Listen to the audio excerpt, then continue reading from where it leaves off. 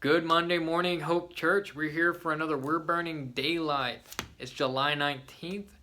We're going to be reading Psalms 50, Matthew 22, and Romans 1 today. So go ahead and turn there in your Bibles, and then when we're done, we will get on with the devotional for the day. The mighty one God, the Lord, speaks and summons the earth from the rising of the sun to its setting. Out of Zion, the perfection of beauty, God shines forth. Our God comes, he does not keep silence.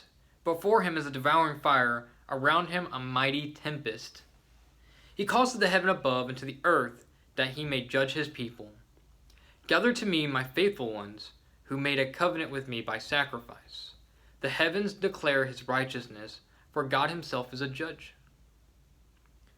Hear, O my people, I will speak. O Israel, I will testify against you. I am God, your God.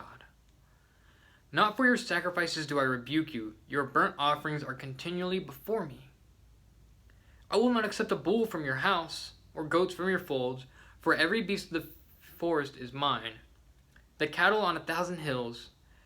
I know all the birds of the hills, and all that moves in the field is mine. If I were hungry, I would not tell you, for the world and its fullness are mine. Do I eat the flesh of bulls or drink the blood of goats? Offer to God a sacrifice of thanksgiving, and perform your vows to the Most High, and call upon me in the days of trouble.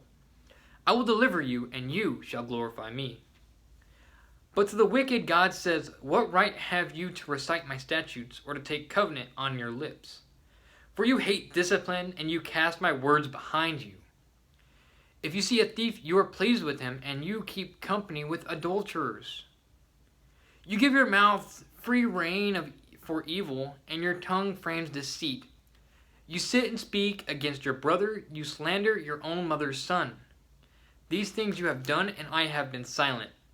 You thought that I was one like yourself?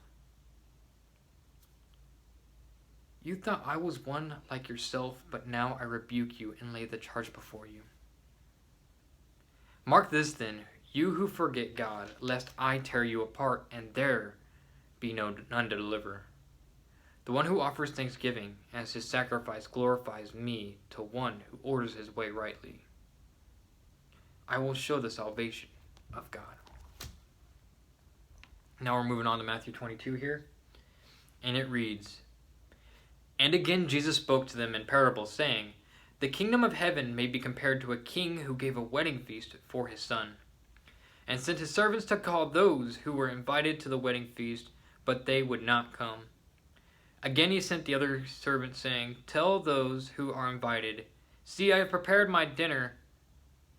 My oxen and my fat calves have been slaughtered, and everything is ready. Come to the wedding feast. But they paid no attention and went off, one to his farm, another to his business, while the rest seized their servants, treated them shamefully, and killed them. The king was angry, and he sent his troops and destroyed those murderers and burned their city. Then he said to his servants, The wedding feast is ready, but those invited were not worthy. Go therefore to the main roads and invite to the wedding feast as many as you find. And those servants went out into the roads and gathered all whom they found, both bad and good, so the wedding hall was filled with guests. But when the king came in to look at the guests, he saw there a man who had no wedding garment. And he said to him, Friend, how did you get in here without a wedding garment? And he was speechless. Then the king said to the attendants, Bind him hand and foot and cast him into the outer darkness. In that place there will be weeping and gnashing of teeth, for many are called, but few are chosen. Then the Pharisees went and plotted how to entangle him in his words. And they sent to their disciples to him along with the Herodians, saying, Teacher, we know that you are true and teach the way of God truthfully, and you do not care about anyone's opinion, for you are not swayed by appearances. Tell us then, what do you think is lawful, to pay taxes to Caesar or not? But Jesus, aware of their malice, said, Why put me to the test, you hypocrites? Show me the coin for the tax. And they brought him a denarius. And Jesus said to them, Whose likeness and inscription is this? They said, Caesar's. Then he said to them, Therefore render to Caesar the things that are Caesar's, and to God the things that are God's." When they heard it, they marveled, and they left him and went away. The same day Sadducees came to him, who say that there is no resurrection, and they asked him a question, saying, "Teacher, Moses said that if a man dies having no children, his brother must marry the widow and raise up the offspring for his brother. Now there were 7 brothers among us. The first married and died, having no offspring, left his wife to his brother. So to the second and third, down to the 7th. After them all, the woman died, and the resurrection therefore of the 7, whose wife will she be? For they all had her." But Jesus answered them, "You are wrong, because you know neither the Scriptures nor the power of God. For in the resurrection they neither marry nor are given into marriage, but are like angels in heaven. And as for the resurrection of the dead, have you not read what was said to you by God? I am the God of Abraham, and the God of Isaac, and the God of Jacob. He is not God of the dead, but of the living." And when the crowd heard it, they were astonished at his teachings. But when the Pharisees heard that he had silenced the Sadducees, they gathered together, and one of them, a lawyer, asked him a question to test him.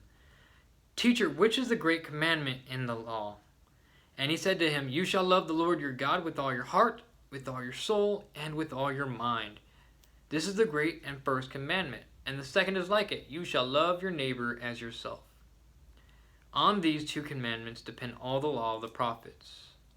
Now while the Pharisees were gathering together, Jesus asked them a question, saying, "What do you think about the Christ? Whose son is he?" They said to him, "The son of David."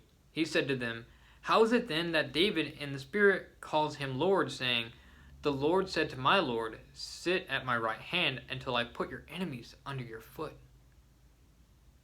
If then David calls him Lord, how is he son?" And no one was able to answer him a word, nor from that day did anyone dare to ask him any more questions. All right, let's go to our last little bit of text today, Romans 1. We're going to start on verse 8.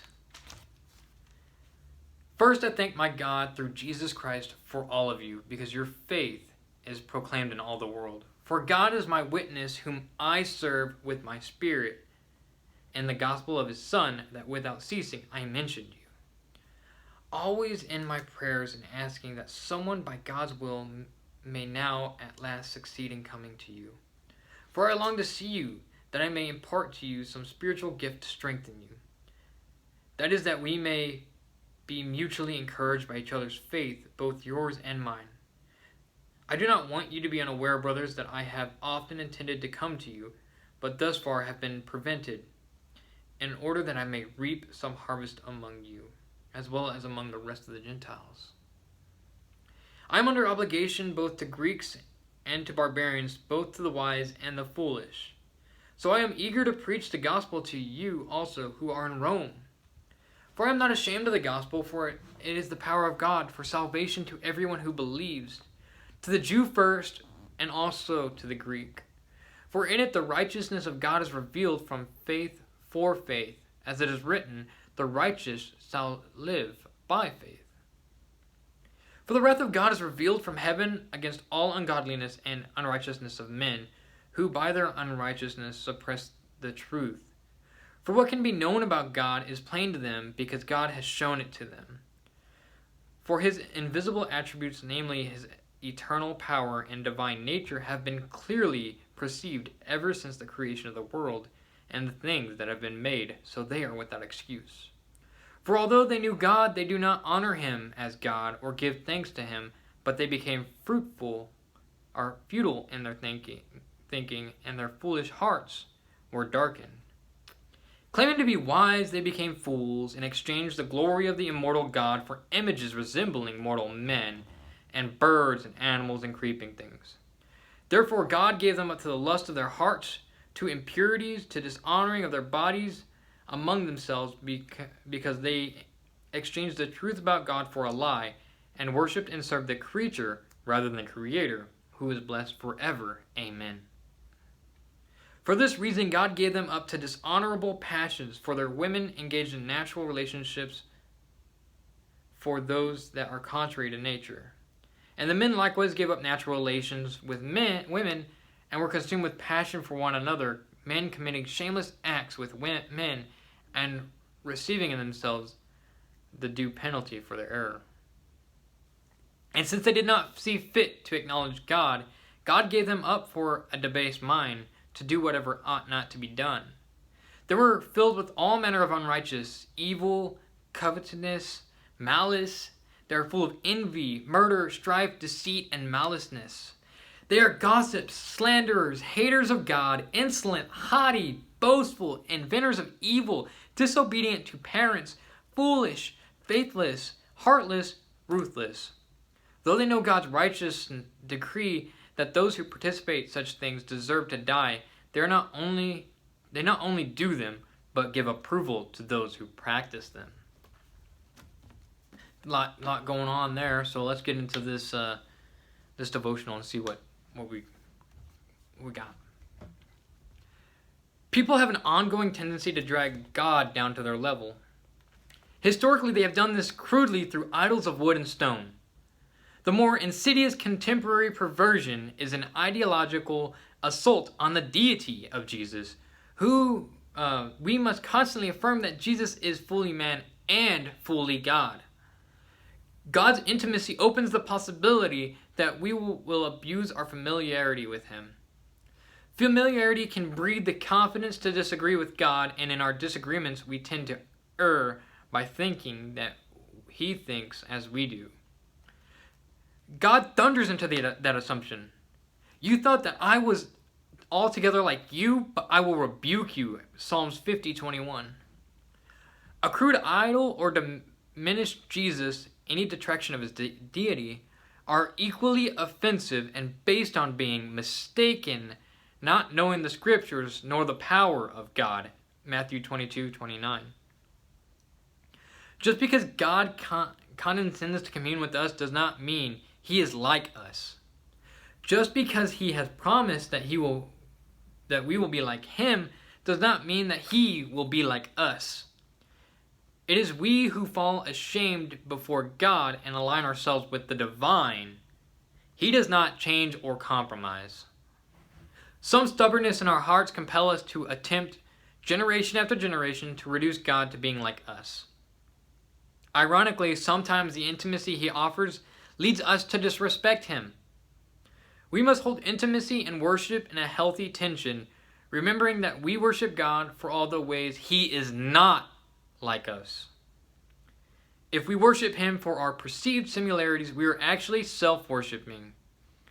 There is a part of our spirit that knows, and we must continually allow our spirits to instruct our minds that God is altogether unlike us. When we do not glorify God and thank him, this leads to foolish, darkened hearts. Romans 1:21.